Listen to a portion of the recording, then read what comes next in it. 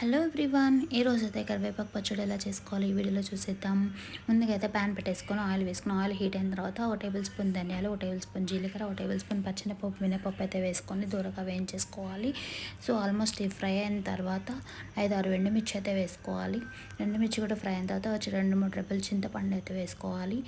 So almost ఇది fry అయిపోయిన తర్వాత వాష్ చేసి పెట్టుకుని కరివేపాకు ఉంది కదా, అదైతే వేసుకొని ఇందులోనే ఫ్రై చేసుకోవాలి. సో ఇది మొత్తం క్రిస్పీగా వచ్చే వరకు అయితే మనం ఫ్రై చేసుకోవాలి. ఆకు పట్టుకుంటే పొడిలాగా వచ్చేస్తుంది, అంతవరకు అయితే మనం ఆకు ఫ్రై చేసుకుంటూ ఉండాలి. వన్స్ చల్లారిన తర్వాత గ్రైండ్ చేసుకోవాలి. సో జార్లో వేసుకున్న తర్వాత సరిపడా ఉప్పు, 5-6 చిన్నులపాయ రెబ్బలు అండ్ సరిపడా చిటికెడు బెల్లం అయితే వేసుకోవాలి.